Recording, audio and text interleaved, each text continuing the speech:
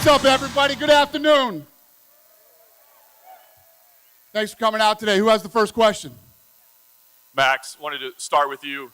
Of course, a big opportunity here for you to get a second title, but this will have a little asterisk, right? I mean, it's an interim title, so only a handful of people have accomplished this. I wonder, if you get this done, where do you feel you rank at alongside those? I mean, do you think you should be considered with them, or do you feel like you'd have to win the unified title to really be considered a true double champ?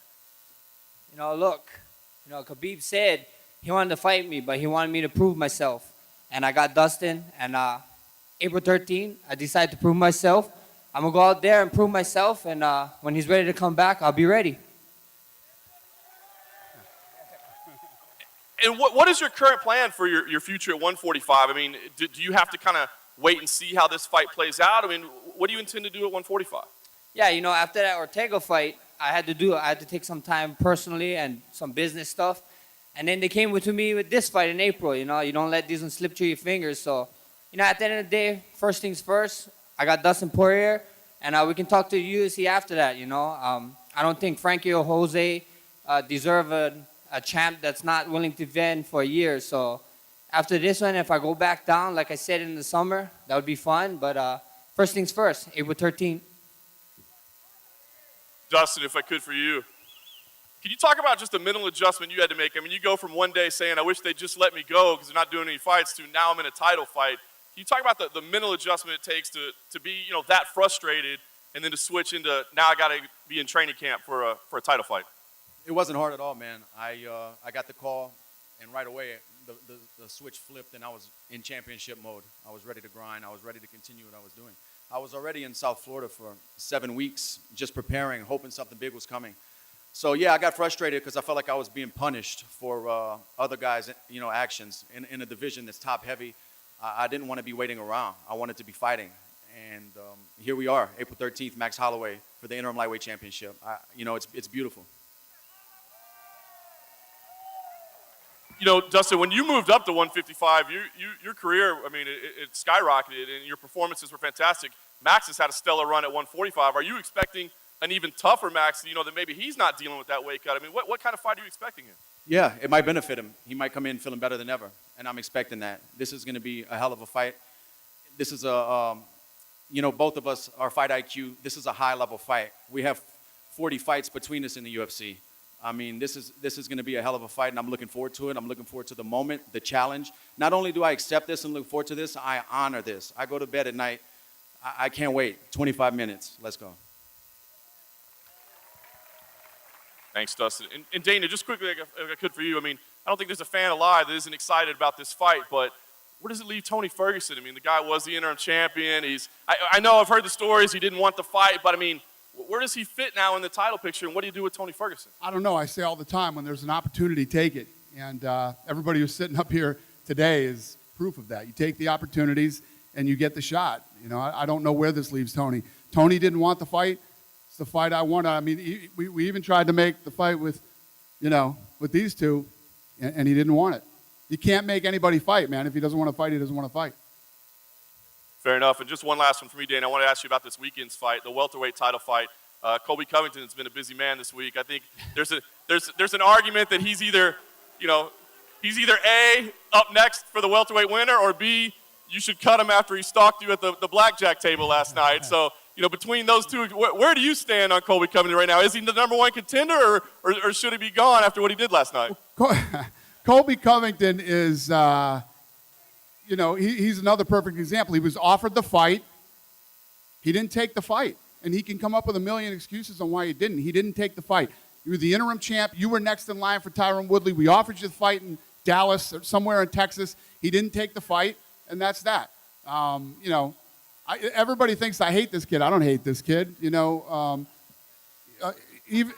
Even after last night, I don't hate the kid. And last night wasn't as bad as it looked on video. It looked like it was whatever. But we were cool and we talked last night, and face to face, he gets it. He knows he didn't take the fight, so he didn't get the fight.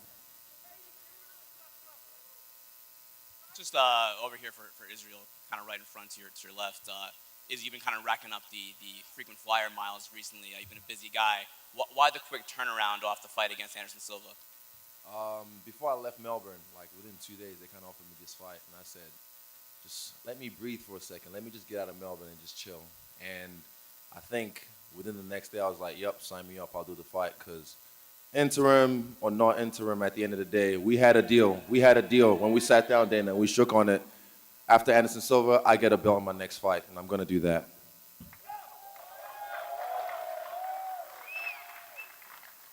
I guess what Dana was saying before about if the opportunity arises, you have to take it. Was that kind of the situation here? I think people are taking notes now. People are taking notes from last year. I fought February. I got my debut February last year to February this year. That's 5 fights in 1 year. And Dana even said, if you want to stay relevant, stay active. And I've been doing this, apart from the ties, in the Western world. No one else, apart from maybe Cowboy Cerrone, is as active as me. But yeah, people are taking notes now. I mean, John Jones says he wants to fight 4 times this year as a champ. Last I heard, people were fighting like twice. I think Robert Whittaker fought once in the last year. So yeah, I'm keeping that same energy. I'm gonna stay active. And it's true. To talk a little further on what he's saying. So after his last fight in Australia, he said, I'm going on vacation with my family. He paid for this 3-week vacation to go away with his family. We called him and said, we're going to do this title fight. Do you want the fight? Left his vacation, left his family, went back Lost into money, camp. but some things are more important than money. So he left his family. He went back into camp. How bad do you want to be a champion? Do you want to get the next title shot? The guys that are sitting at this table today, they want it. So that's why they're here. Speaking of title shots, Kelvin, you had the title shot against Whittaker. Obviously, we know what happened in Australia. Now it's for the interim belt. You already had the shot against Whittaker. Was it frustrating to have to now fight for the interim before getting the main belt shot? No. Obviously I was devastated and gutted from what happened. And I understand that things happen in the sport. And, we wish Rob a speedy recovery. We didn't know the gratitude of what had happened at the time. So we wish him a speedy recovery. Saying that, I wanted to fight. No matter who it was, I wanted to fight. I wanted to fight for a belt. They gave me an opponent. They gave me a fight for the belt. I'm happy. Not only that, let me say it's on April 13th, which is the day that I won the Ultimate Fighter Season 17. 6 years from now, Dana, you'll be giving me the belt. And then, just last thing for Dana, the interim fight between Max and Dustin. The winner of that definitely gets Khabib next for the undisputed title. Correct. Okay. So Tony Ferguson has kind of been So up in his everybody who's up here today, whoever wins that belt, they move into the title fight. And I saw some talk the other day. I think it was Eddie Alvarez, and I like Eddie. I have a great relationship with Eddie, but he was talking about how we give interim titles so you don't have to pay the guy so much or some weird comment like that. When you win the interim title belt, you're looked at as a title holder. So when you go into a title fight, both guys share in the pay-per-view revenue. If you're a contender without the interim title, you don't. So there's nothing bad about holding an interim belt going into a title fight. Eddie hasn't been right since I hit him with that last left hand either, so give him a break. So Dana, with that being said, what do you do with Tony Ferguson? Who's next for him? I don't know. I can't think about Tony Ferguson right now. I just offered Tony Ferguson a fight. I offered him that fight. He turned it down for whatever reason. And listen, that guy has his reasons for not wanting to take the fight. So he was offered. He declined. We move on. And then last thing for me, Cowboy Cerrone posted the other day a photo on his Instagram, Proper 12 whiskey and a Budweiser. Cowboy versus Conor on July 6th. Yeah, that's listen, these two have been talking about this, and I said if they want to fight, I would do it, but we're nowhere close to a fight. We're actually looking at other opponents right now for Cowboy. Oh, I know. Hey, Calvin, right over here. You were supposed to fight for the title, and 3 hours later, you're not fighting for the title. How do you reset and sort of you build up to this fight? How did you take any time off from the the scheduled fight, or did you get right back into camp? How did you reassess after the fight news? Yeah, I guess it just goes down to going back and reassessing and digging deep. You know what I mean? I'm on the same boat as Israel. I wanted to go to Cancun and hang out with my friends. If you look at their Instagrams right now, they're in Cancun. But right back on the horse. This is what we do. Like Dana said, the opportunity was offered and I took it. And just another follow-up question. Do you bring in anyone to train for a guy like Israel, or you just have a regular camp? Amen. Yeah, we have guys that we come in and we bring in and we strategize. Next question's for Max. I saw you talking about the featherweight division, but one name you didn't mention is Alex Volkanovski, who defeated Chad Mendez. Do you not think he's earned his shot at a potential title? You know, I don't know. I don't know who earns a shot nowadays. It's simple. I have a simple relationship with the UFC. I tell them, give me the toughest guy, the hardest fight, and I send the contract back. And just leave it at that. And last question, this is for Israel. Right over here. How much of an advantage do you think it is that you did get to fight at UFC 234 and you're just riding this momentum as opposed to Calvin, who had to reset? So you said that word, momentum. Momentum's a powerful force. You know, keeps on rolling. And April 13th, I'm going to roll over Kelvin.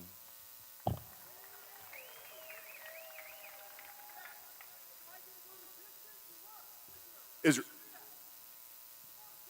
Give me 2 weeks, I'll let you know. Hey, Israel, how you doing? Gravy. 2019 is shaping up to be a really big year for African fighters, especially Nigerians. Just give me your thoughts on this weekend and the possibility of the first African UFC champion. See, that's beautiful. Like, for me, people keep saying as well, like, man, do you wish Usman loses so you can be the first Nigerian UFC champion? And I'm like, that's some crabs in the bucket mentality. Like, why would I wish him to lose? Because it's good for me. It's good for African sports. It's good for, Nigerian athletes if he wins as well. So he wins, I win, we'll do a fucking tour around Africa. I mean, it'll be beautiful. And I'm telling you, man, hey, you guys think I'm the shit, but I'm the runt of my people. I'm the runt of my people. I had to earn where I'm at. You guys think I'm talented. You go back to Nigeria, I could find you a 9-year-old. You take a soccer ball out of his hands, give him some MMA gloves, teach him how to grapple, and they'll be wrecking shop. So right now, before the Africans start taking over, everyone start making moves. Thank you. And for Mr. White, what is it going to take for Max to get one of the new belts? What's the question? What's it going to take for him to get one of the new belts? He's got the old school belt here. I asked him the same question. What did To he get a say? new belt? Well, he's fighting for a new belt in this fight right here. He'll get a new one if he wins this one. All right. But in all seriousness, no, should he win the interim lightweight championship, it may be a long layoff before he gets to unify that title, the 155 belt. So will he then have to go down to featherweight, defend that, or I don't will he have think to it will be a long time. I don't think it will be a long time. I think that after this fight, he'll be able to spend some time with his family over the summer. All these guys, whoever wins, spend some time with their family over the summer, get right back into camp, and maybe fight in September. But should he win, he would defend the lightweight instead as opposed to the featherweight. I don't correct? know. We'll talk about that after. Let's see how he gets through this fight, and then we'll go from there. All right, thank you. Thank you. Hey, Dana. John Jones brought up Brock's name. Do you have an update there? Is Brock Lesnar going to come soon? Brock and Lesnar? Is that a fight that you would like to see? Is Brock Lesnar coming soon? Yeah. Yeah, I haven't talked to Brock, but Brock wants to fight. He's got some obligations right now with the WWE. He's one of those guys, when it's time, he'll call me. And is that a fight, though? We've heard about Cormier, but John Jones wants that fight, too. So. Yeah, I don't know. It depends on when he calls. I don't think about things in the future until they're ready to go. When he's ready to go, we'll figure out who's next and whether it's Jones or Cormier. I know Cormier really wants that fight. And Cormier is awesome, man. Look at what this guy has accomplished. Look what he's done. Look what he continues to do. This guy's fought injured. People pulled out of fights. He still fought Anderson Silva. And the list goes on and on. All the things he's done for this sport and this company. And, I want to make that man happy before he retires. So this is for Israel. Hey, so I think everybody in the building can agree that the post-fight with you and Anderson Silva was a very good moment. Can you share any advice that he might have given to you after the fight? Not necessarily right after in the cage, but if you two have been in communication since. No, we just left it in the cage. And I prefer that because they always say, like, don't wish to meet your heroes because you might be disappointed. But I met him, I beat him, and I wasn't disappointed. And after the fight, he said to me, like, you know, you're the best now. I passed the baton to you. And yeah, he gave me some words, and I told him, yeah, this ain't my first rodeo. He ever told me, like, don't lose your focus. And I told him, yeah, I've been seeing the snakes, the vultures circling. I see a lot of things. So he just reassured me that I'm on the right path, and I should just stay on that right path. And that's what I keep doing. Hey, Dana, just a quick follow-up, kind of more of a housekeeping thing, but why did you go with this fight as the main event? Normally it's the heavier weight classes that are at the top of the card. Why did you decide this fight to be the main event?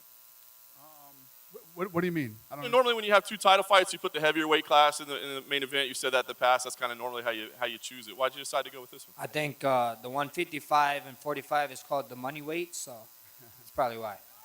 No, because this is the reason we did that. Because if you look at everybody up here, they're fighting for an interim championship.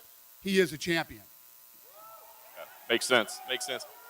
And then just kind of another interesting question. You know, with this new belt system, you know, you only get one belt, right? So if he wins the interim title and then he wins the main title, does he get two belts, or does that interim title get a jewel on it? He'd get both. Yeah, he'd get both.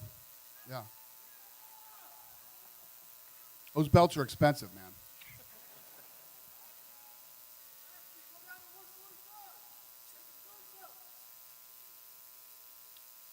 Next question. Go ahead, buddy.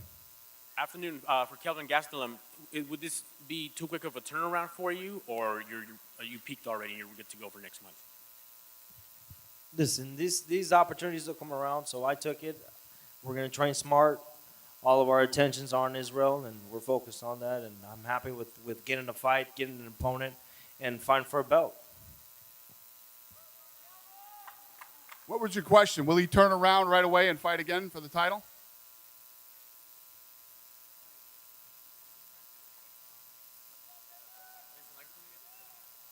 I'm deaf with the mic. Yeah, go ahead. Sorry about that. Just about how quick of a turnaround it was, and if he had already peaked or it's too soon to come right back. That was the question. Yeah, for him to turn around this quick? Yeah, no, definitely. Well, he didn't actually fight, and he actually did, and he's turning around too. So. Pause. Fuck that play. Any other questions? All right, we'll get these weigh-ins going in a little while. Thank you guys for coming out early. We appreciate it.